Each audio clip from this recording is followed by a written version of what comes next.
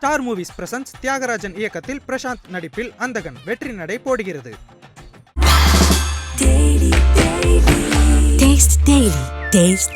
இப்போ வாழையை பொறுத்த வரைக்கும் நான் ஸ்டோரி எல்லாம் கேட்கல. இல்லங்க, மாரி செல்வராஜ் சார் மாதிரி ஒரு டைரக்டர் வந்து நீ தான் என் ஃபிலிம்ல நடிக்கணும், இதை நீ தான் பண்ணணும்னு சொல்லும்போது யாரு போய் கதை கேட்பா? அதுவும் இல்லாம இந்த படம் அவருக்கு எவ்வளவு இன்டென்ஸான ஒரு மூவின்னு அவர் என்கிட்ட ஃபர்ஸ்டே சொல்லிட்டாரு. வாழை படத்துல என்ன லைஃபோ அந்த லைஃப் அதுக்கு முன்னாடி வாழ்ந்துட்டு வாழ்ந்தவங்க தான் அந்த படத்துல நடிச்சிருக்காங்க. நாங்க தான் பெர்ஃபார்மன்ஸ். மிஷ்கின் சார் கால் பண்ணி வந்து ரொம்ப ஹாப்பியா இருக்குமா, ஒரு நல்ல படத்துல இருக்கீங்க, நீங்க ரொம்ப லக்கியான பெண்ணிங்க, you should be very proud about yourself, because நீங்க ஒரு நல்ல ஃபிலிம் ஒரு நல்ல ரோல் பண்ணிருக்கீங்க, ப்ரௌடா சொல்லுங்க வாழை பண்ணிருக்கேன் அப்படின்னு சொல்லிட்டு சொன்னாங்க. கரியர்ல இது ரொம்ப ஒரு பூம் தானே உங்களுக்கு? இந்த பூம் எல்லாம் இல்ல, பூம்னா அப்படி சடனா வந்தாதான் பூம். நான் இத்தனை வருஷம் ஒர்க் பண்ணல, அதை வந்து நான் 2024 ஹார்வெஸ்ட் பண்றேன், அவ்வளவுதான். அதானே தவிர சடன் பூம்லாம் எதுவும் கிடையாது. வணக்கம் திவ்யா துரைசாமி அவர்களே. வணக்கம். எப்படி இருக்கீங்க? நல்லா இருக்கேன். ஆனா இன்னைக்கு கொஞ்சம் ஐம் நாட் ஃபீலிங் வெல், கொஞ்சம் உடம்பு சரியில்லை. ஆமா, த்ரோட் அண்ட் ஃபீவர் எல்லாமே. எதனால? அதனால இல்ல, எனக்கு முன்னாடியில இருந்து இருந்தது. சோ கொஞ்சம் வாய்ஸ் டிஃபரெண்டா இருக்கலாம் கேட்கும்போது. எந்த அளவுக்கு டெடிகேட்டடா இருக்கீங்க நீங்க? இப்படி ப்ராப்ளம் இருக்கு அதனால நான் ப்ரொமோஷன்லாம் வர மாட்டேன் அப்படின்னு நீங்க சொல்லலாம்ல. அப்படிலாம் சொன்னா ஏதாவது எழுதிடுவாங்களா? சே அப்படி இல்ல, நம்ம என்ன சொல்றது, அவ்வளோ சிவியரா இல்ல. Okay, I'm fine. என்னோட முதல் கேள்வி தான் இருக்கணும் அப்படின்னு நான் நினைக்கிறேன். ஒரு ஆக்ட்ரஸா ஒரு படத்துக்குள்ள ஆக்ட்ரஸை தாண்டி நான் இந்த விஷயங்கள்லாம் நான் ஈடுபாடா இருப்பேன் அப்படின்னா ஒரு படத்துல நீங்க என்னென்ன விஷயங்கள்லாம் ஈடுபாடா இருப்பீங்க? அந்த கேரக்டருக்கு என்ன தேவையோ எல்லாமே நான் பண்ணணும்னு நினைப்பேன். எனக்கு வந்து நான் பொதுவாக ஃபாலோ பண்ணுற விஷயம் என்னன்னா, ஒரு ஒரு ஒரு டைரக்டர் நம்மளை கமிட் பண்ணுறாரு அப்படின்னா அவர் எந்த இடத்துலையுமே வேற ஒரு பர்சனை வந்து நம்ம கமிட் பண்ணியிருக்கலாம் அப்படிங்கிற செகண்ட் ஒப்பீனியன் வரவே கூடாதுன்றதுல ரொம்ப கான்ஷியஸாக இருப்பேன்.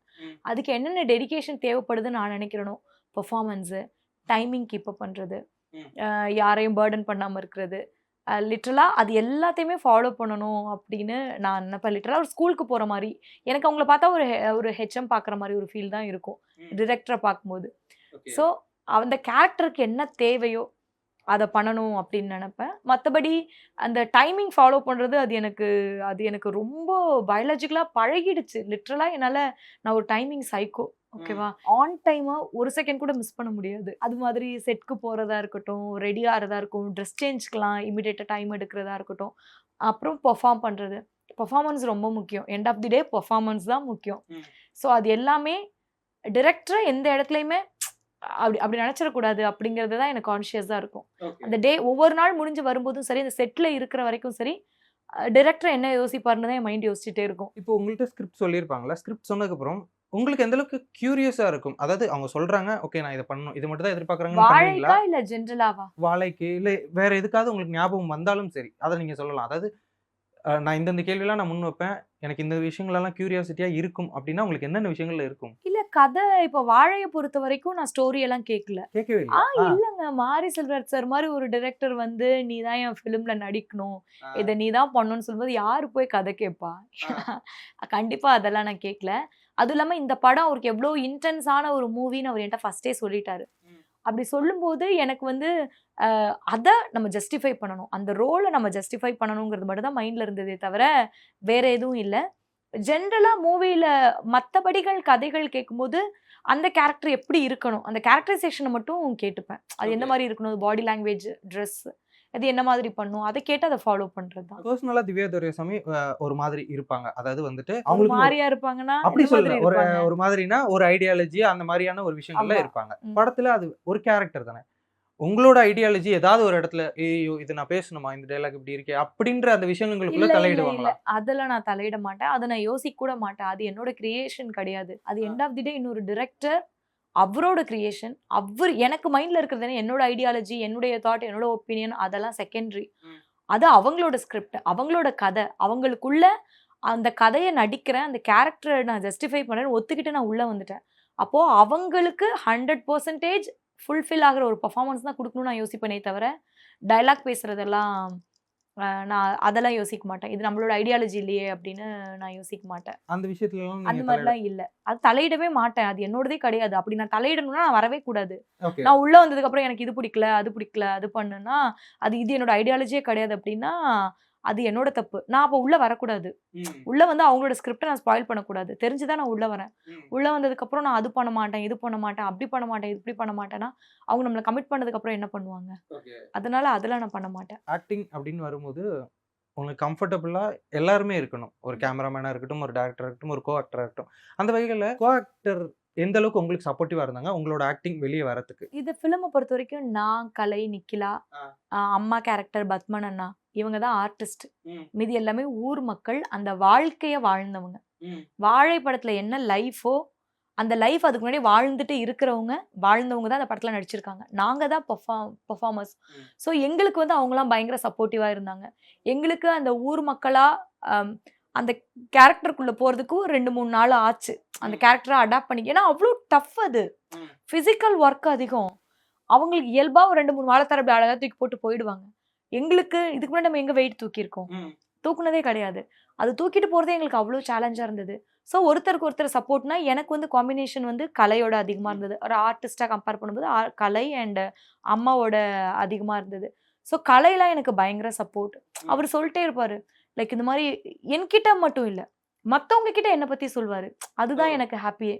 இப்படி மத்தவங்க பண்ணுவாங்களான்னு தெரியாது, மத்தவங்க இப்படி சொன்ன வேலையை செய்வாங்களான்னு, ஆனா திவ்யா பண்றா அப்படி சொல்லுவாங்க. எனக்குமே நானும் கலையை பத்தி கலை கிட்ட பேசினதுல நான் மத்த எல்லார்ட்டையும் பேசியிருக்கேன். பிகாஸ் ஒரு ஆர்டிஸ்டா நான் பார்த்த வரைக்கும் கலை வந்து டவுன் டு எர்த் பர்சன், ஒரு நல்ல ஒரு ஆர்டிஸ்ட்ன்றதை தாண்டி இந்த படத்துக்காக எவ்வளவு டெடிகேஷனா ஒர்க் பண்றாருன்னு நான் பார்த்திருக்கேன். எவ்வளவு சப்போர்ட்டிவா இருந்திருக்காரு அப்படின்னு சொல்லிட்டு. ஸோ இப்போ ஒரு வாழைத்தார் ஒரு இடத்துல இருந்து தூக்குறோம்னு வச்சுக்கோங்களேன், முன்னாடியே அங்க எடுத்துட்டு போய் வச்சிரணும். இப்ப நாங்க போறோம்னா, கலை போறாருன்னா கலை 2 கேரி பண்ணிப்பாரு. அதெல்லாம் எந்த ஆர்டிஸ்டும் பண்ண மாட்டாங்க. ஆப்வியஸா பண்ண மாட்டாங்க. அதெல்லாம் கலையெல்லாம் அவ்வளோ சப்போர்ட்டிவா இருந்தது. நம்ம எவ்வளோ நம்ம அந்த அந்த வாழையை பொறுத்த வரைக்கும் இவங்களுக்கு இவ்வளோ கஷ்டம், இவங்களுக்கு இவ்வளோ கஷ்டம், இவங்களுக்கு அப்படி பாரபட்சமே கிடையாது. எல்லாருக்குமே கஷ்டம் இருந்தது.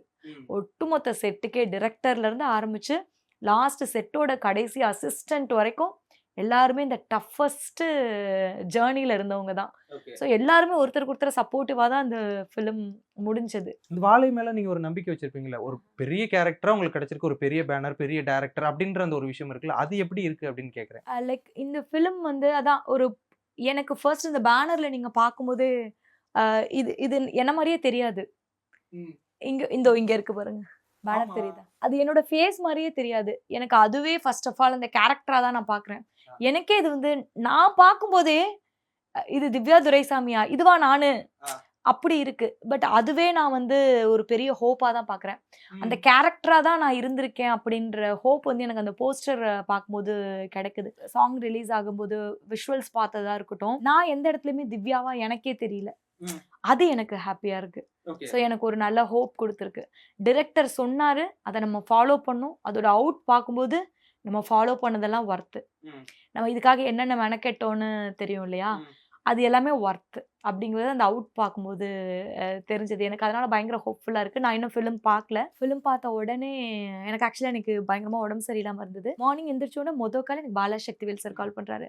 கால் பண்ணி பார்த்துட்டு ரொம்ப ப்ரைஸ் பண்ணாரு. ஏன்னா Balasakthivel sir he is like my mentor. எப்போவுமே என்னோட என்ன ப்ராஜெக்ட், என்ன ஃபிலிம், என்ன ரிலீஸ் ஆனாலும் பார்த்துட்டு எனக்கு கால் பண்ணி இப்படி இருந்துச்சுன்னு கரெக்ஷன் சொல்வார். இது எனக்கு பிடிச்சது, இது பிடிக்கல அப்படின்னு சொல்வார். ஸோ எனக்கு ஒவ்வொரு முறையும் அவர் ரொம்ப ரொம்ப கரெக்டான ஒரு ரிவ்யூ தான் கொடுப்பாரு. என் முகத்துக்காகலாம் நல்லா இருக்குமான்லாம் சொல்ல மாட்டாரு. அந்த பயம் இருக்கும்.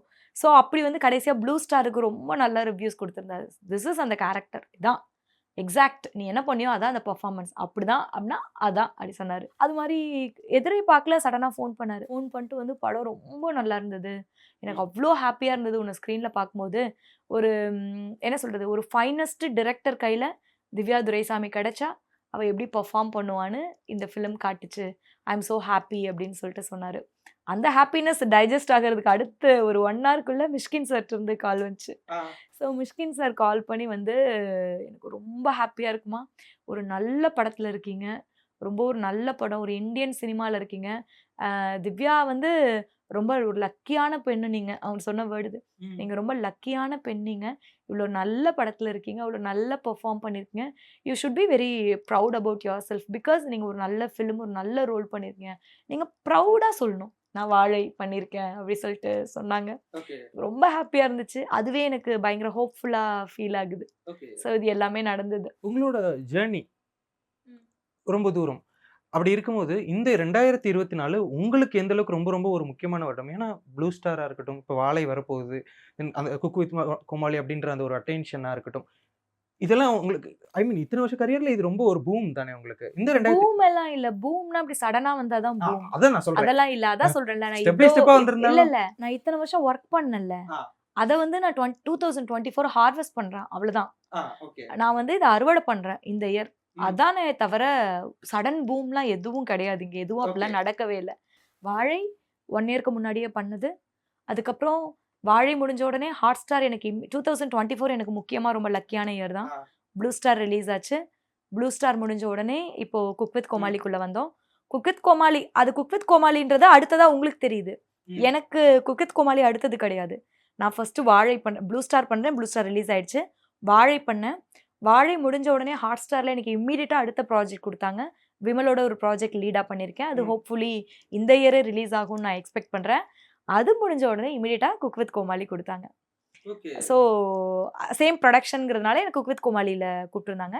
எனக்கு குக் வித் கோமாளி நான் சூஸ் பண்ணதுக்கு ரீசன் வாழை ரிலீஸ் ஆகும்போது குக் வித் கோமாளியில நம்ம இருந்தோம்னா திவ்யா தான் இதுன்னு அவங்களுக்கு தெரியும். மக்கள் ரெகக்னைஸ் பண்ணுவாங்க அப்படிங்கறதுனால தான் குக் வித் கோமாளி நான் சூஸ் பண்ணேன். ஒரு ஆக்டர் அப்படின்ற அந்த ஒரு விஷயம் நெறைய பேருக்கு போய் சேராம, ஒரு ஷோ மூலியமா போய் சேரும்போது, ஆ நான் ஆக்சுவலா ஒரு ஆக்டர். நீங்க என்ன இப்படி பார்க்காதீங்க. என்ன ஒரு ஆக்டரா பாருங்க. அப்படின்ற மாரியான ஒரு விஷயம் உங்களுக்கு இருக்குமா? ஒரு ஆக்டருக்கு? டெஃபினட்டா இருக்கும். அது எப்போனா இப்போ நான் இப்பதானே ஃபிலிம்ஸ் ஆ. பண்றதுக்கு கரியரே உங்களுக்கு தெரியும். என்னோட ஜர்னி வந்து ரொம்ப லாங். ஆ. ஆனா அவ்ளோ படம் பண்ணியிருக்கேனானா கண்டிப்பா இல்ல. ஆ. ஸோ ஸ்டெப் பை ஸ்டெப்பா வரும்போது எனக்கு பர்ட்டிகுலரா வாழை ரிலீஸ் ஆகும்போது நான் சிடபிள்யூசி சூஸ் பண்ணதுக்கு ஓகே. ரீசன் வந்து அதுல என்னோட லுக் வேற மாதிரி இருக்கும். ஆமா. இப்போ நான் சிடபிள்யூசி பண்ணலன்னு வச்சுக்கோங்களேன், இது திவ்யா துரைசாமின்னு யாருக்கும் தெரியாது. ஓகே. இதோட லுக் டோட்டலா வேற. படம் பார்ப்பாங்க, மக்கள் இருப்பாங்க. ஆனா இதுதான் நானே தெரியாது. அதனால திஸ் இஸ் மீ அப்படின்னு காட்டுறதுக்காக தான் நான் சிடபிள்யூசி சூஸ் பண்ணேன். தென் அந்த லவ் அந்த விஷயங்கள்லாம் எப்படி பார்க்குறீங்க? உங்களுக்கு இப்ப கிடைச்சுக்கிட்டு இருக்க அந்த லவ், ஃபேன்ஸ் அந்த மாரியான விஷயங்கள்லாம்? அது எப்பவுமே ஹாப்பி தான். ஆ. ஃபேன்ஸ்ன்றத விட நம்மள ஃபேன்ஸ்ன்ற வேர்டெல்லாம் வேண்டாம். ஆ. நம்மள ரசிக்கிறவங்க இருந்தா தான் நம்ம ஆ. ரசிக்கிற இடத்துல இருக்க முடியும். அது எனக்கு எப்பவுமே ஹாப்பி தான். ம். ஸோ நம்ம கொஞ்சம் கொஞ்சமா அதுக்காக வொர்க் பண்ணிட்டுருக்கோம். அது இன்னும் அ அவங்கள நம்மள ஒருத்தவங்க ரசிக்கிறாங்க. மீனிங்லெஸ்ஸா வெறும் ஃபோட்டோவ பார்த்துட்டு மட்டும் ரசிக்காம, அதுக்கு ஏதாவது மீனிங்ஃபுல் குடுக்கணும் அப்படின்னு, அதுக்கு மீனிங் குடுக்கணும்னு ஆசைப்படுறேன். ம். லைக் வெறும் பிளைண்டா ஃபோட்டோஸ மட்டும் பார்த்துட்டு நான் உங்களோட ஃபேன். எனக்கு உங்க ஃபோட்டோஸ் பிடிக்கும். அதுல ஒண்ணுமே இல்ல. அதுல என்ன தேர் இஸ் நத்திங். அதுல மீனிங்கே இல்ல. ஸோ அப்படி என்ன ரசிக்கும்போது கூட, நான் வந்து அதுக்கு ஒரு மீனிங் குடுக்கணும் அப்படின்னு நான் ம். நெனைக்கிறேன். அது ஒரு நல்ல கேரக்டர்ஸா பண்ணணும். அது மக்களுக்கு பிடிக்கணும். ஓ! இந்த பொண்ணு இவ்ளோ பெர்ஃபார்ம் பண்ணியிருக்காங்களா? ஆ. அப்படின்னு இருக்கணும். அதுக்கு மீனிங் குடுக்கணும்னு நான் நெனைக்கிறேன். நீங்க பேசும்போது ஒரு விஷயம் சொன்னீங்களே, என்னோட ஜர்னி ரொம்ப லாங். பட் ஆனா கொஞ்சம் படங்கள் தான் பண்ணிருக்கேன். Is there any particular reason அந்த கொஞ்சம் படங்கள் பண்ணது அப்படிங்கிறதுக்கு? அப்படியெல்லாம் இல்ல. அவ்வளோதான் வந்தது. அதான் பண்ணேன். நீங்க ஃபிராங்கா அவ்வளோதான் ரீசன். ஓகே. அப்படியெல்லாம் ஒண்ணும் இல்ல. தெரியல. எப்படி எல்லாருக்கும் எப்படி இருக்கும் தெரியல. லைஃப் வந்து ஒவ்வொருத்தருக்கும் ஒரு ஒரு மாரி இல்லையா? ரொம்ப டிஃபரெண்ட் இல்லையா? ஆ. ஸோ வர எல்லாத்தையும் நம்ம சூஸ் பண்ணிடவும் முடியாது. ஓகே. வர எல்லாவும் நமக்கு செட் ஆகுமான்னு நமக்கு தெரியாது. சில விஷயங்கள் நம்ம அவாய்ட் பண்ற மாரி வரும். தவிர்க்கவே முடியாது. அத மீறி எனக்கு அமைஞ்சது இதுதான். ஸோ அதுல அத எப்படி பெஸ்ட்டா பண்ணும்?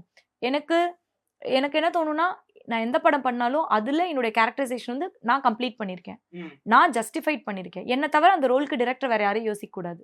ம். என் மைண்ட்ல அது மட்டும் தான் இருக்கணும். அத கம்ப்ளீட் பண்ணுங்கிறது தான் மைண்ட்ல இருக்கும். ஆக்சுவலா இந்த தாட் தான் நெறைய பேர்கிட்ட நான் இந்த ஃபீல்டுன்னு சொல்லல. மத்த எல்லா ஃபீல்டுக்கும் சேர்த்து தான் சொல்றேன். இப்ப நீங்க என்னதான் இவ்வளவு பண்ணியிருந்தாலும் இவ்வளவு கான்ஷியஸா இருக்கீங்கல்ல. பெர்ஃபெக்ட் டைம்க்கு போயிரணும். நான் இதெல்லாம் வொர்க் பண்ணணும் அப்படின்னு சொல்லிட்டு ரொம்ப ரொம்ப கான்ஷியஸா இருக்கிற இந்த ஒரு விஷயம் எந்த அளவுக்கு ரொம்ப முக்கியம்னு நீங்க நினைக்கிறீங்க? இத கடைசி வரைக்கும் கேரி பண்ணிட்டு போணும் அப்படிங்கிறதுல நீங்க எந்த அளவுக்கு கான்ஷியஸா இருக்கீங்க? இல்ல நான் அதெல்லாம் கான்ஷியஸா பண்ணல. அது எனக்கு ஆ. இன்பில்டா இருக்கிற ஒரு விஷயம். ஆ. நான் ரொம்ப நான் சும்மாவே எனக்கு அந்த பெர்ஃபெக்ட்டா இருக்கணும். ஆ. எனக்கு அது எனக்கு அது அது ஒரு சைக்காலஜிக்கல் நான் ரொம்ப டைமிங் டிஃபால்ட் சைக்கோ. ஆமா அது டிஃபால்ட் மேனுஃபேக்சரிங் அது டிஃபெக்ட். மேனுஃபேக்சரிங் டிஃபெக்ட் மாரி ஆ. நான் என் வாழ்க்கையில எங்கேயுமே லேட்டா போனது கிடையாது. அது என்னோட மேனுஃபேக்சரிங் டிஃபெக்ட். நான் இன்னைக்கு இன்டர்வியூக்கே நான் தான் 11 வந்திருந்தேன். எந்த மீடியாவுமே 11 வரல. 11 இன்டர்வியூக்கு நான் தான் ஃபர்ஸ்ட் பர்சன் இங்க வந்திருந்தேன். நான் கேட்டேன் மீடியாலயே சொல்லிட்டீங்க. இல்ல யாருமே வரல. ஓகே. யாருமே வரல. நான் மட்டும் தான் இருந்தேன் இங்க. அப்ப நான் கேட்டேன் 11 தானே இன்டர்வியூ? ஆமா. யாருமே வரல. நான் கரெக்ட்டான ஸ்டுடியோக்கு தான் வந்திருக்கேனா? அப்படி ஒரு டவுட் இருந்தது. எனக்கு வந்து அது டிஃபால்ட். அது எங்க மேனுஃபேக்சரிங் டிஃபெக்ட். என்னால வந்து நான் ஒரு டைமிங் சைக்கோ. என்னால வந்து நானே நினைச்சு எனக்கு தெரியும். 11ன்னு சொன்னா 12க்கு தான் வருவாங்கன்றது எனக்கு என் பிரெயினுக்கு தெரியும். ஆனா என் பாடி அக்செப்ட் பண்ணாது. என்ன வந்து டிரைவிங் அப்படியே ஆரம்பிப்பேன். போலாம் பொறுமையா.